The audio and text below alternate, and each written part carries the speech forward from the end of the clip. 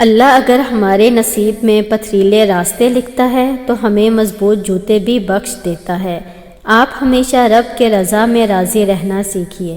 یقین رکھیں اللہ اپنے بندے کو آزماتا ہے اور آزمائشیں اپنے بہترین بندوں کو عطا فرماتا ہے، کیونکہ وہ جانتا ہے کہ وہ ان آزمائشوں سے نمٹنے کی صلاحیت رکھتے ہیں، اور ہر آزمائش اللہ والوں کو اپنے رب کے قریب سے قریب تر کرتی ہے۔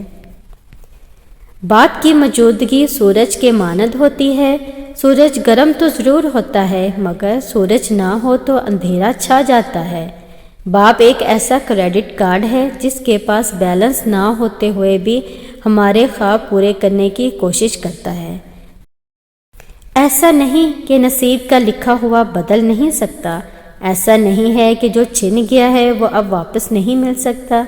جو چیز اللہ پاک نے تمہارے لیے لکھ دی ہے، اگر 7 زمینوں اور 7 آسمانوں میں رہنے والی ہر شے ایڑی چوٹی کا زور لگا لے، تب بھی کوئی بھی تمہاری اور اس چیز کی راہ میں رکاوٹ نہیں بن سکتا۔ ہم سب کے دل میں بہت سی باتیں ہوتی ہیں، لیکن کیوں ہم اکثر دوسروں کے بارے میں منفی سوچوں کا اظہار کرتے ہیں؟ کیا ہم نے کبھی سوچا ہے کہ ہمارے الفاظ دوسروں پر کیا اثر ڈالتے ہیں؟ مثبت الفاظ اور خیالات نہ صرف ہمارے رشتے مضبوط کرتے ہیں، بلکہ ہماری اپنی زندگی میں بھی سکون اور خوشحالی لاتے ہیں۔ ہر بار جب بولنے لگیں تو خود سے پوچھیں، کیا یہ الفاظ کسی کے لیے خوشی کا باعث بنیں گے یا ان کو تکلیف پہنچائیں گے؟ الفاظ کا چناؤ ہمارے کردار کا آئینہ ہوتے ہیں۔ آج سے ہم اپنے گفتگو کو مثبت اور محبت سے بھرپور بنائیں۔ سرمایہ دار قانون بناتے ہیں، مولوی اسے دین سے ثابت کرتے ہیں، اور غریب سر ہلا ہلا کے اسے قبول کرتے ہیں۔ کبھی کبھی ہمارا صبر، ہمارے انتظار ہمیں بہت وسوسوں میں ڈال دیتا ہے۔ ہمیں لگتا ہے کہ ہمارے ارد گرد رہنے والوں کو ان کی خوشیاں مل رہی ہیں، اور ہم بس صرف تماشائی بن کر اپنی بے بسی کا تماشا دیکھ رہے ہیں۔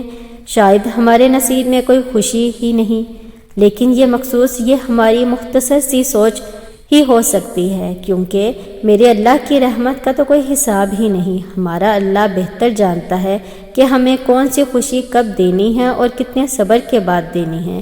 ہم اکثر اپنے اللہ سے پھول مانگ رہے ہوتے ہیں اور وہ ہمیں نہیں دیتا، کیونکہ وہ جانتا ہے یہ پھول ہمارے لیے بہت نقصان دہ ہے، اور پھر وقت آنے پر وہ ہمیں پھولوں کا گلدستہ عطا کر دیتا ہے۔ بے شک میرا اللہ بہت محبت کرنے والا ہے۔ اس سے بچھڑ کے مجھ کو مہینہ ہوا نہ تھا، اور لوگ مجھ کو دیکھ کر کہتے تھے ہائے ہجر۔ مسکراہٹیں جھوٹی بھی ہوا کرتی ہیں، انسان کو دیکھنا نہیں سمجھنا سیکھو۔ جو رب انگور کے دانوں کو ترتیب دینے پر قدرت رکھتا ہے، بے شک وہ رب ہمارے حالات بدلنے پر بھی اختیار رکھتا ہے۔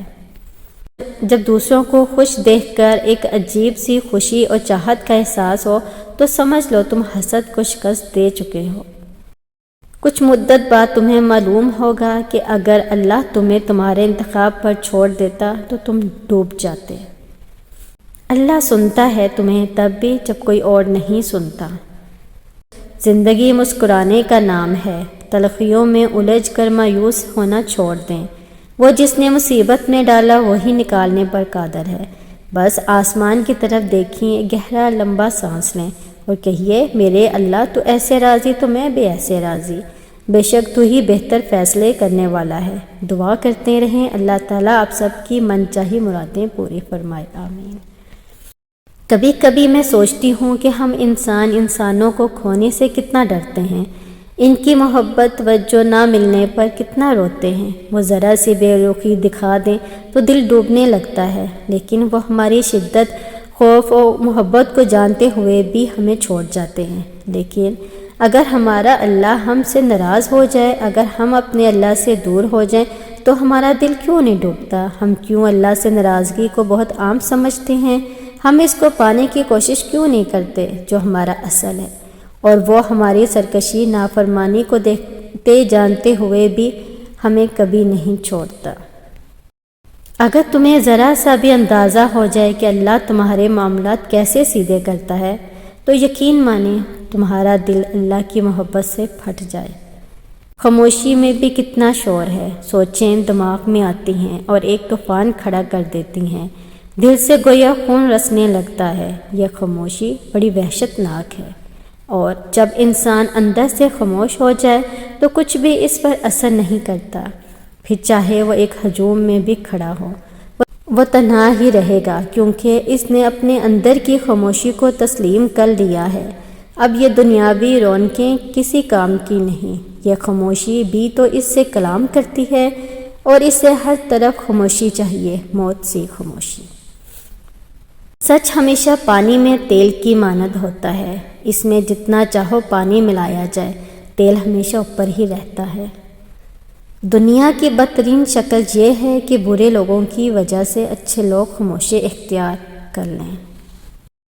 میرے بس میں ہوتا تو میں سب کا ہاتھ پکڑ پکڑ کر تیرے راستے پر لاتی، اور میں انہیں بتاتی تیرے ساتھ زندگی کتنی خوبصورت ہے، تیرے لیے جینے میں کتنا سکون ہے۔ میں انہیں بتاتی تیرے راستے پر چلنے والے اپنی خوبصورت منزلوں کو ضرور پا لیتے ہیں۔ میں انہیں بتاتی یہ دنیا جس کے پیچھے تم ننگے پاؤں بھاگ رہے ہو، یہ ایک سراب ہے، اصل زندگی تو وہ ہے جو اس دنیا سے جانے کے بعد ہمیں ملنے والی ہے۔